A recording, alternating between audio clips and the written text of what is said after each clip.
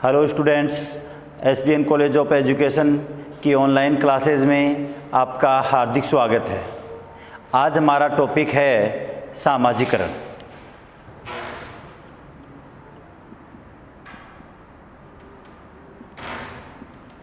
सामाजिकरण क्या होता है? सामाजिकरण की शुरुआत कैसे होती है? सामाजिकरण एक ऐसी प्रक्रिया है जिसके माध्यम से व्यक्ति सामाजिक गुणों को समाज के अनुरूप अपने आप को ढालता है, या कहें समाज के आदर्शों के अनुरूप हम अपने विचारों को या हम अपने आप को समाज के आदर्शों के अनुरूप संचालित करते हैं, तो उसे सामाजिकरण कहते हैं।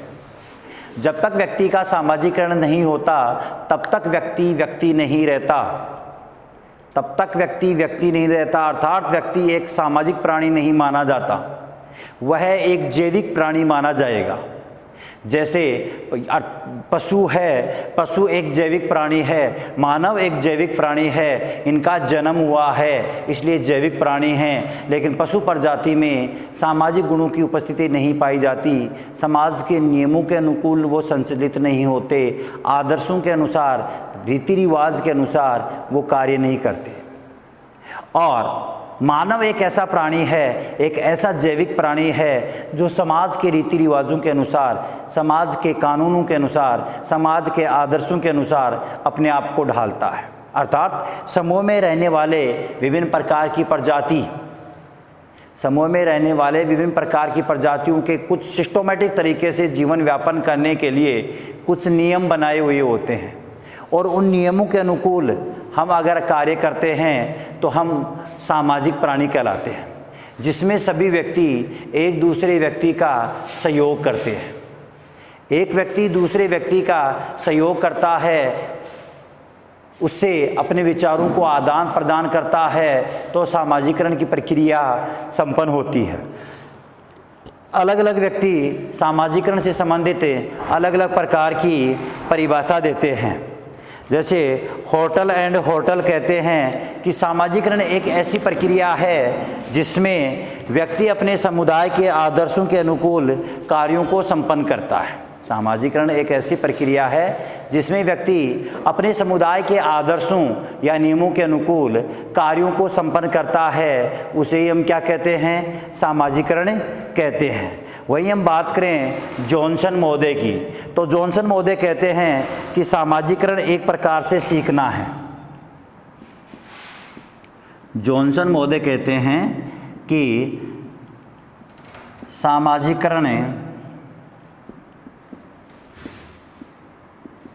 एक प्रकार से सीखना है, जिसमें सीखने वाले को,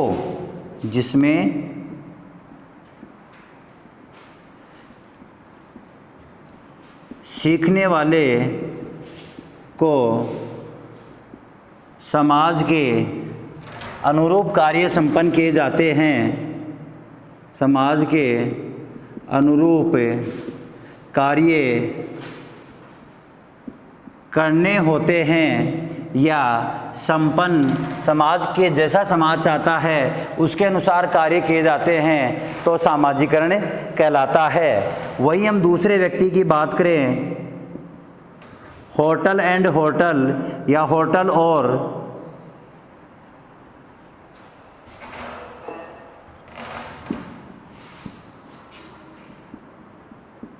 होटल, ये कहते हैं सामाजिकरण एक ऐसी प्रक्रिया है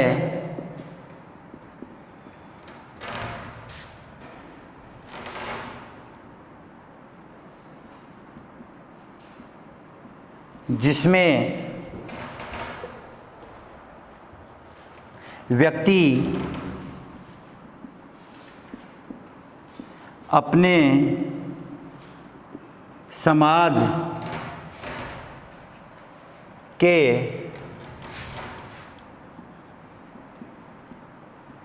आदर्शों के अनुरूप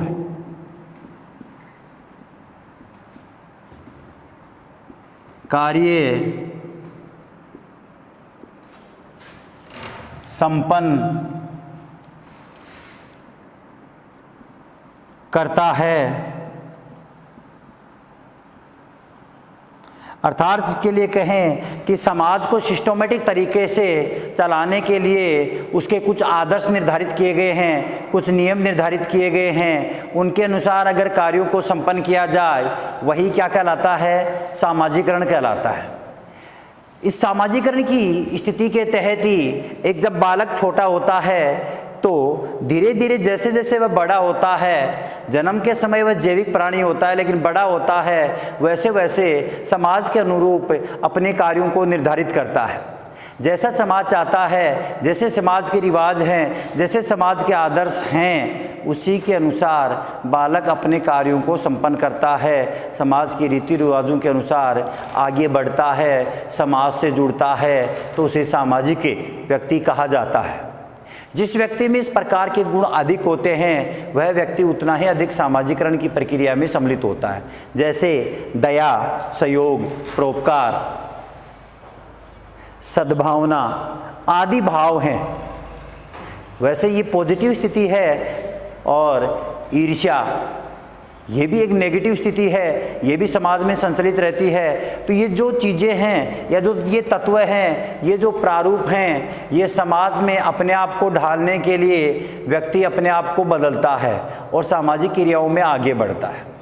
हम कहें कि क्या जन्म के समय व्यक्ति सामाजिक होता है? क्या इस सामाजिकरण की स्थिति और सामाजिक स्थिति के प्रारूप के बाद व्यक्ति के विकास पर इनका प्रभाव पड़ता है? क्या व्यक्ति अपने आप को इन स्थितियों में ढालने के अनुकूल बन जाता है? जैसे मैं कहूँ कि जन्म के समय व्यक्ति किसी भी प्रकार का कोई सामाजिक प्राणी नहीं होता। जन्म के समय व्यक्ति किसी भी प्रकार का कोई सामाजिक प्राणी नहीं होता। क्यों नहीं होता? सामाजिकरण की प्रक्रिया जन्म के समय संपन्न नहीं होती। क्यों नहीं होती? क्योंकि जन्म के समय बालक सामाजिक प्राणी ही नहीं होता। सामाजिक प्राणी नहीं होता तो मैं कहूँ कि जन्म के समय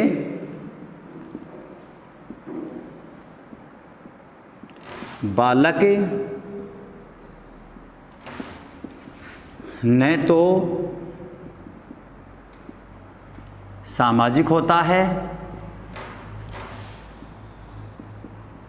और न ही असामाजिक होता है। ये बात हम कहने वाला व्यक्ति है क्रो एंड क्रो। अब यहाँ मैं कहूँ कहने वाला कौन है? Crow and crow. क्या कहता है क्रो एंड क्रो? जन्म के समय बालक न तो सामाजिक होता है और न ही असामाजिक होता है। अगर यहाँ बात की जाए कि सामाजिक नहीं होता है तो असामाजिक होता है, नहीं, असामाजिक व्यक्ति उसे कहते हैं जो समाज के नियमों के अनुसार, समाज के आदर्शों के अनुसार अपने आप को नहीं ढालता, उसके विरुद्ध कार्य करता है, उसे असामाजिक व्यक्ति कहते हैं। लेकिन जन्म के समय तो बालक ऐसा कोई कार्य नहीं करता जिससे वो अपने आप को समाज के विरुद्ध डाल सके। इसीलिए मनोवैज्ञानिक क्रो एंड क्रो कहते हैं और कि जन्म के समय न सामाजिक होता हो नहीं असामाजिक। सामाजिक की चर्चा मैंने अभी भी की है कि सामाजिक व्यक्ति वह होता है जो समाज के रीति रिवाज के अनुसार अपने आप को ढाल लेता है। ढाल लेने के बाद उसे सामाजिक व्यक्ति कहते हैं और ढालने की प्रक्रिया को ही सामाजिकरण कहा जाता है। तो जन्म के समय न सामाजिक और न ही असामाजिक होता है, किसका मानना है? क्रो एंड क्रो का। तो इसका मतलब जन्म के समय नहीं होता तो गर्भावस्था में सामाजिकरण की प्रक्रिया या सामाजिकता की प्रक्रिया संपन्न नहीं होती है। क्यों नहीं होती है? क्योंकि सामाजिकरण किसे कहेंगे या सामाजिकता किसे कहेंगे? तो सामाजिकता की स्थिति प्रारंभिक तब होती है जब व्यक्ति दूसरे व्यक्तियों से पहली बार संपर्क में आता है। इससे संबंधित एक परिभाषा की बात करें और उस परिभाषा देने वाले थे सोरे व टेलफोर्ड। सोरे व टेलफोर्ड कहते हैं सामाजिकरण की प्रक्रिया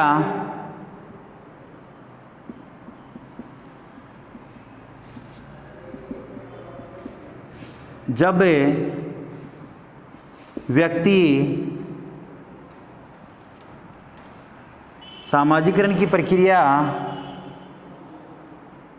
जब व्यक्ति प्रथम बार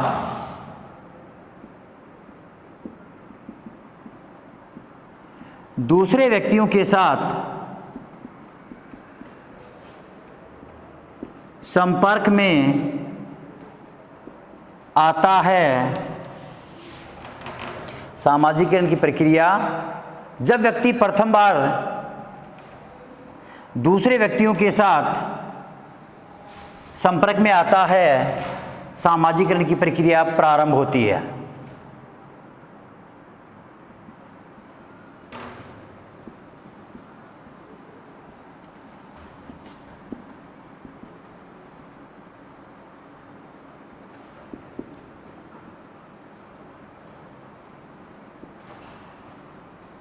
अब यहाँ हम बात करें पहली बार संपर्क में, तो संपर्क की स्थिति यहाँ विचारों से मानी जाती है। संपर्क की स्थिति यहाँ उससे नहीं मानी जाती कि जब व्यक्ति दूसरे के टच में बॉडी पार्ट टच होता है तब संपर्क में आता है।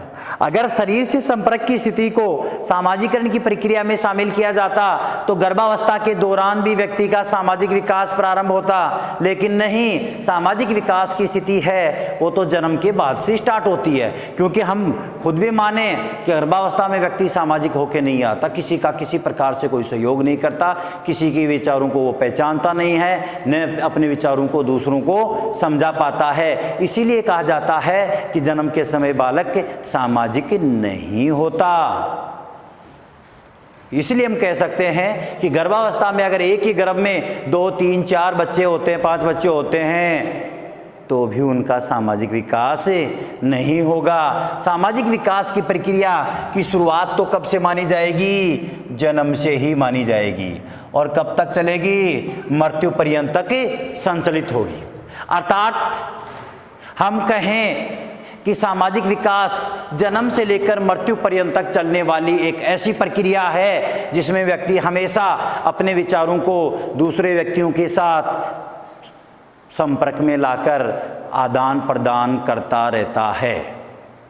जब भी व्यक्ति अपने विचार दूसरे व्यक्ति को प्रकट सामने दूसरे व्यक्ति को बताता है या दूसरे व्यक्ति के सामने प्रकट करता है और सामने वाला उन विचारों को नहीं समझ पाता, तो सामाजिकरण की प्रक्रिया स्टार्ट नहीं होती।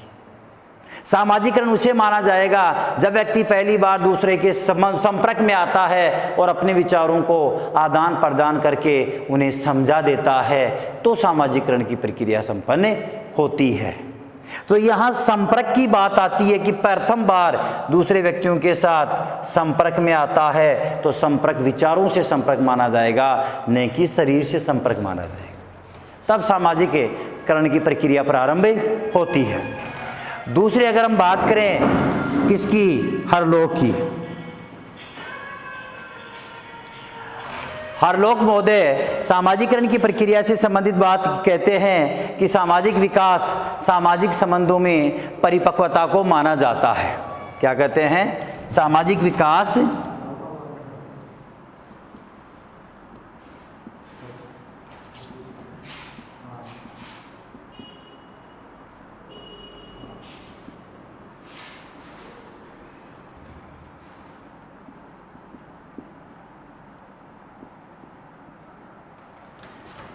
सामाजिक विकास को किससे जोड़ा है? सामाजिक परिपक्वता। परिपक्वता का मतलब क्या हुआ? यहाँ सामाजिक परिपक्वता का मतलब क्या हुआ?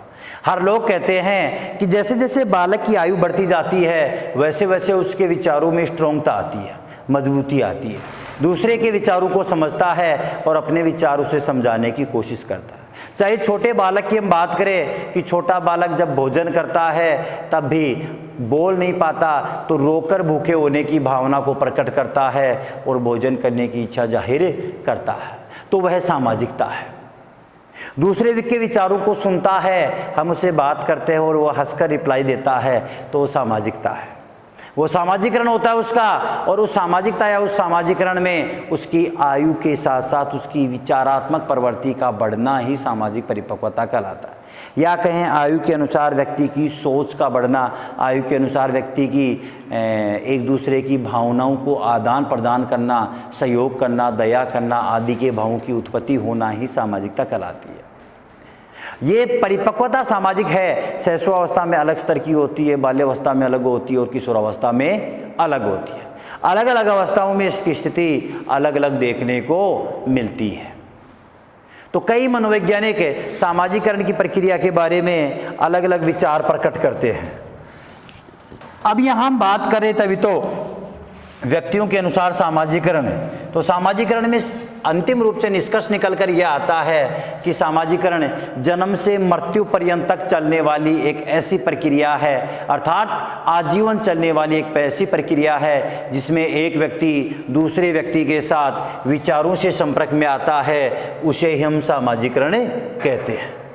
अलग अलग व्यक्तियों ने अलग अलग परिभाषा दी है। परीक्षा की दृष्टि से बहुत ही इम्पोर्टेंट जो परिभाषाएं हैं उसमें पहली बात करते हैं क्रो एंड क्रो की हमने की कि जन्म के समय बालक ने सामाजिक होता है और नहीं असामाजिक होता है।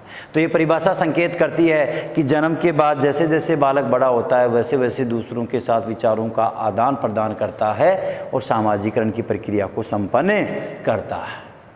तो सोरे व टेलफोर्ड कहते हैं कि जब व्यक्ति दूसरों के साथ पहली बार या प्रथम बार संपर्क में आता है तो सामाजिक विकास की प्रक्रिया प्रारंभ होती है, यानी विचारों से आदान प्रदान, दूसरों के विचारों को समझना और अपने विचारों को समझाना, वही सामाजिक विकास की प्रक्रिया मानी जाती है।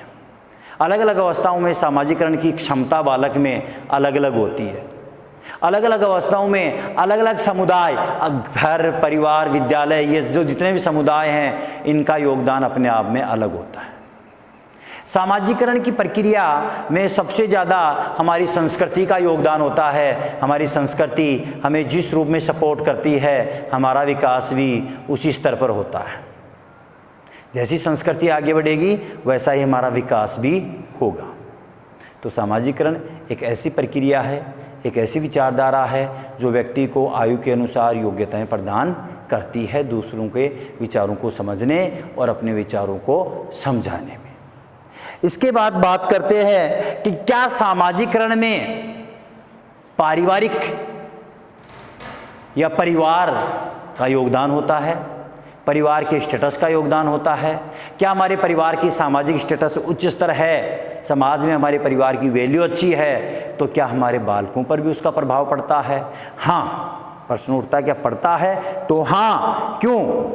ये देखते हैं कुछ मनोवैज्ञानिकों की परिभाषाओं के साथ और या सामान्य चर्चा के साथ हम इस पर भी बात करते हैं कि हम देखते हैं हमारे सरपंच है या कोई भी परिवार आप देखते हो और उस परिवार ने समाज में अपनी इमेज बना रखी है और समाज के लोग उनकी सुनते हैं, उन्हें महत्व देते हैं, तो उस परिवार के बालक चाहे सरपंच हो, एमएलए हो, एमपी हो, उन परिवार के बालकों की विचारधारा भी लोग सुनना चाहते हैं।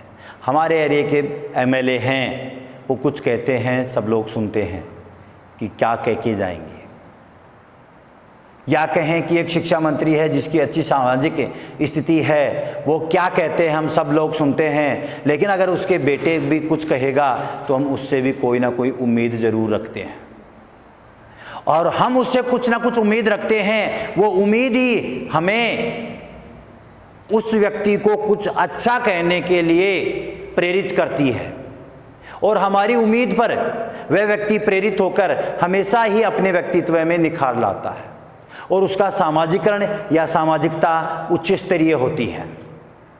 जैसे इसमें दो व्यक्तियों की बात करते हैं, एक व्यक्ति है मेरेडिथ और एक व्यक्ति है स्ट्रेंग। इन दोनों व्यक्तियों ने अलग अलग परिभाषाएं दी है और एग्ज़ाम की दृष्टि से बहुत ही महत्वपूर्ण एग्ज़ाम है। ये परिभाषाएं हैं, कई बार आरपीएससी में आ चुके हैं, केवीएस में भी आ चुके हैं। तो पहली बात हम करते हैं कि मेरेडिथ ने से संबंधित कौन सी परिभाषाएं दी। तो मेरेडिथ ने कहा कि जिन परिवारों की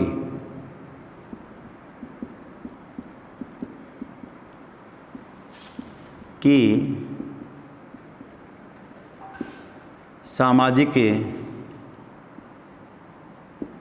स्थिति उच्च होती है उन परिवारों के बालक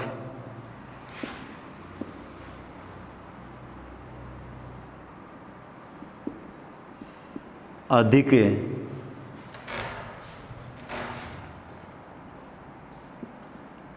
स्वस्थ व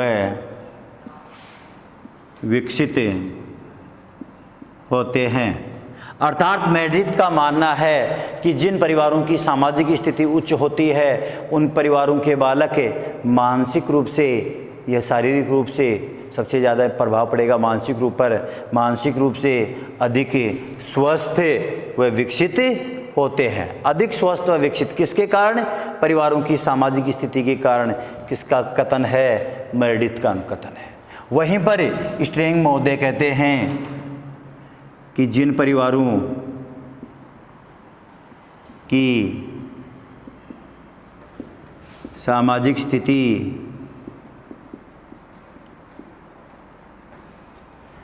उच्च होती है उन परिवारों के बालक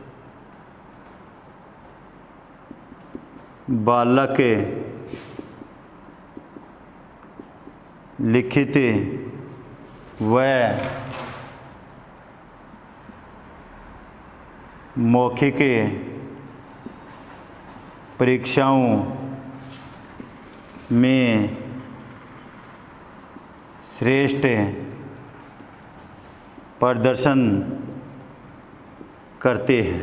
अर्थात जिन परिवारों की सामाजिक स्थिति उच्च होती है उन परिवारों के बालक लिखित व मौखिक परीक्षाओं में अपने आप को अच्छे स्तर पर प्रदर्शित करते हैं, क्योंकि ऑटोमेटिक उनमें आयु के अनुसार योग्यताएं क्या होती हैं? अच्छे स्तरीय प्रदर्शित होती हैं। तो ये दो व्यक्तियों ने कहा, पहला मेरिट ने कहा कि जिन बालकों की सामाजिक स्थिति उच्च होती है उन परिवारों के बालक लिखित व मौखिक परीक्षाओं में श्रेष्ठ प्रकार का प्रदर्शन करते हैं। वहीं दूसरा स्ट्रेंग महोदय कहते हैं कि जिन परिवारों की सामाजिक स्थिति उच्च होती है उन परिवारों के बालक लिखित व स्वस्थ व विकसित तो मेरिट की बात करता है, लेकिन मौखिक परीक्षाओं व लिखित परीक्षाओं की बात कौन करता है? स्ट्रेंग महोदय करता है। तो ये तो हुई कि जन्म के समय बालक क्या होता है, कैसे उसका विकास होता है, क्या बालक का जन्म के समय के बाद की स्थिति अवस्थाओं में कैसे अपना विकास करता है, कौन व्यक्ति इसके बारे में क्या क्या चर्चाएं कहता है। ये तो सामाजिक स्थिति से संबंधित संदर्भ में कुछ विचारधाराएं हैं। इसके बाद में कल हम पढ़ेंगे कि जन्म के समय पहली बार बालक का संपर्क किससे होता है, किस अवस्थाओं में कैसे वो अपने आप का विकास करता है। इन सब चीज़ों को हम देखते हैं कल। आज के लिए धन्यवाद।